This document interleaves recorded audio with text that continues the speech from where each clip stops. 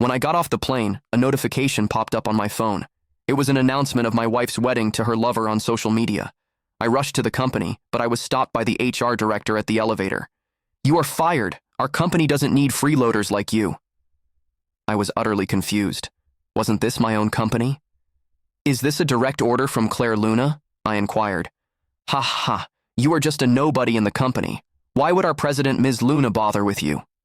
"This is Mr. White's order," I laughed in disbelief. Since when did Evan White speak for my wife? "Where are they?" I asked the HR director. "They are finally having their wedding on the top floor of the banquet hall. You need to leave now, as the top floor is only accessible to the executives." Upon hearing that, I pushed the HR director away. I immediately pulled out my identification card and tapped it on the access scanner. Beep. Highest authorization confirmed. Welcome back. I felt dizzy for a moment when I saw the sign on the door of the banquet hall. "Welcome to our wedding." Claire's voice came through the door.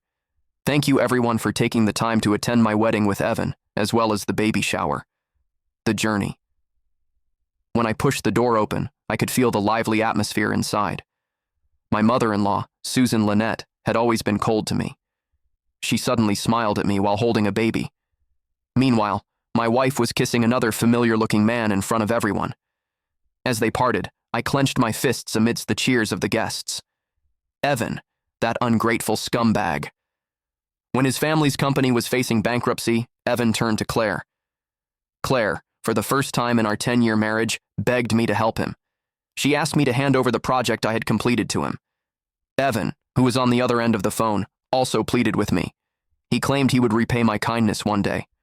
I knew they had both grown up together as kids, but Claire had sworn to me whatever they had before was all in the past.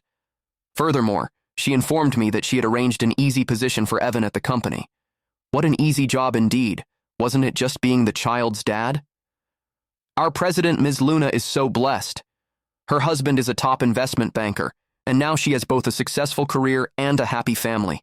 I'm so envious. The executives around continued to flatter her. Susan, who was standing on the side listening, said smugly, "That's right. Evan is not only capable, but also he's got great genes. This child looks very much like his dad."